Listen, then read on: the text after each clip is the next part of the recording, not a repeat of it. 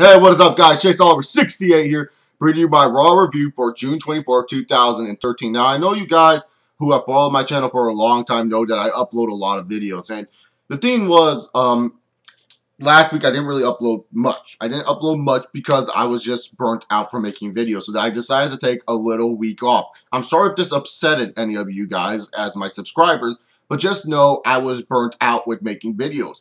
This week, expect a Q&A. Don't send me any new questions. I still have all your questions saved onto my computer.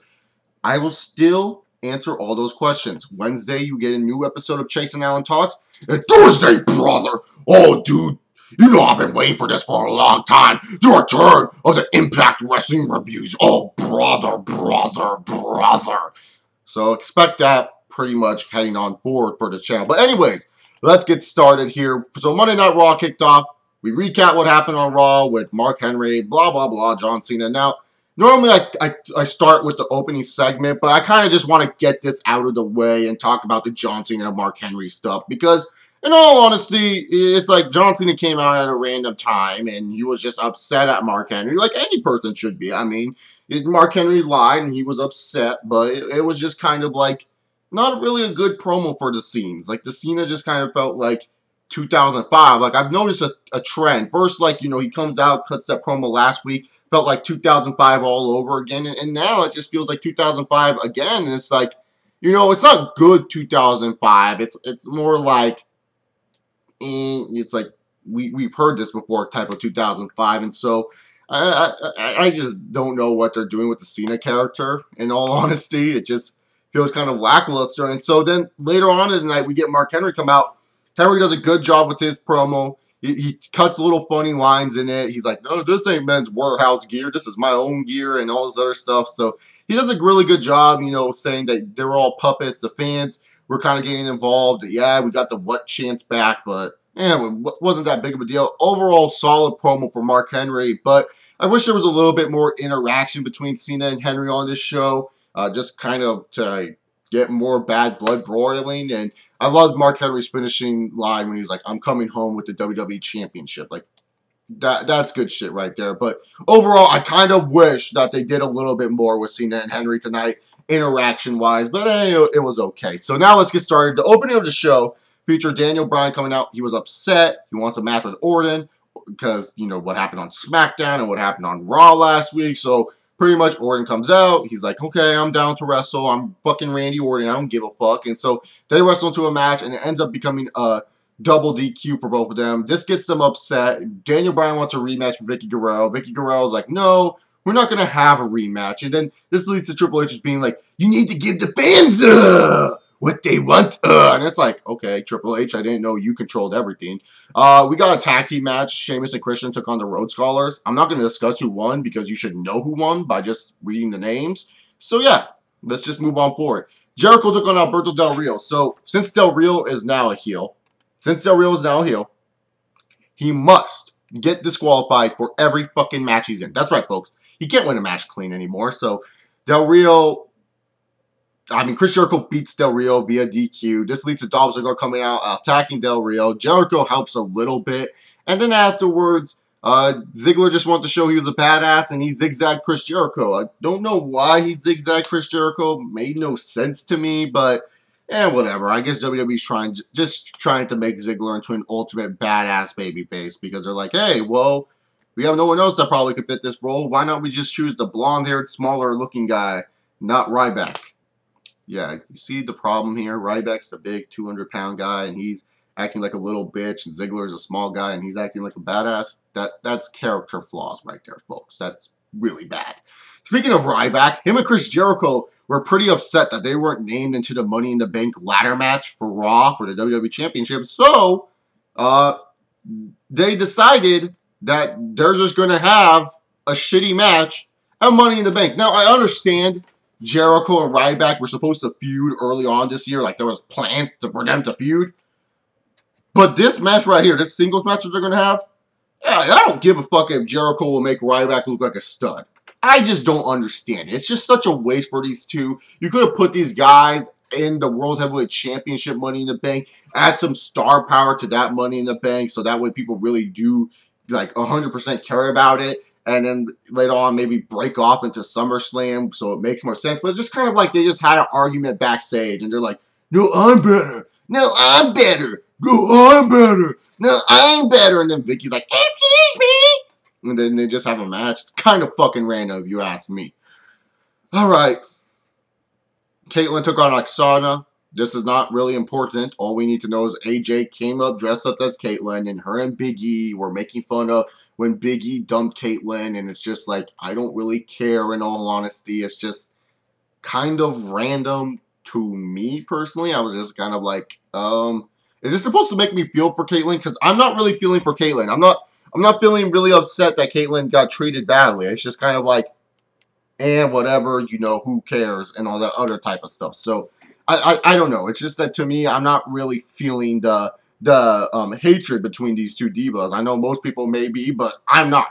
I'm not really feeling it. I feel the feud is kind of weird. I don't understand the point of AJ dressing up as Caitlyn just to reenact a crappy scene that we saw a couple weeks ago on Raw. Like, I'm not gonna lie, that Secret Admirer shit was dumb. And to see that again, I'm just like, what the fuck? It's like, this does not make me feel for Caitlyn whatsoever. Tons of funk, 3-man band, and the Usos fought for the #1 contenders match for the tag team championships. And all you need to know is that the Usos won. Good for the Usos. At least they're getting a fucking shot at the tag team belts. And in all honesty, I'm excited to, you know, see what they do with the Usos and the Shield type of deal. I believe the Usos are playing as heels. I don't know. Seems like it, but hey, at least they're getting a fucking shot, so I'm not going to complain about them winning this #1 contenders match in all honesty.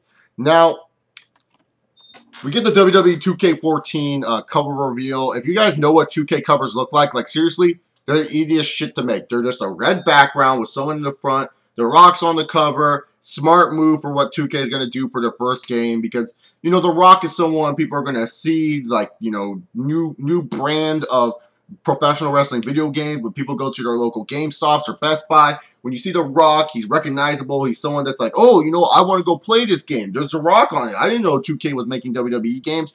And you have where people buy this game and maybe get recognizable with all the superstars in the game. So, you know what, it did a good job. And in this segment, we had Vicky Guerrero announce Randy Orton and Daniel Bryan will be the main event tonight, and we get to choose a match stipulation between Lumberjack, Falls Count Anywhere, and a street fight match. So, hey, you know what? Vicky Guerrero is trying to deliver what Triple H says she should deliver, and that's pretty much it. So, let's now get into the meats and bones of this Raw review. We got CM Punk coming out. He wanted to know, no, Paul Heyman coming out. I'm sorry. I just was thinking ahead.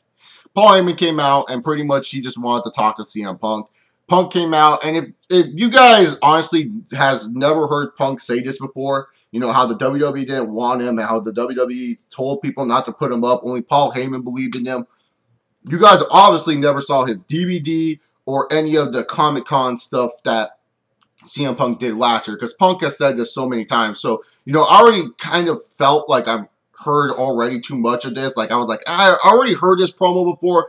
Not a big deal to me, but hey, if it's new to you, then guess it's new to you. But I really like what they did with Punk and Heyman here, because it made it seem like, you know, first of all, Brock Lesnar's not just some zombie to Paul Heyman. He's not like a zombie to Paul Heyman. He's actually someone that cares for Paul Heyman. And it shows that Lesnar does have a real character. He's not just some zombie that comes out and beats people up. He has a real character behind him that if you hurt Paul Heyman, you hurt Brock Lesnar, and Brock Lesnar wants to kick your fucking ass.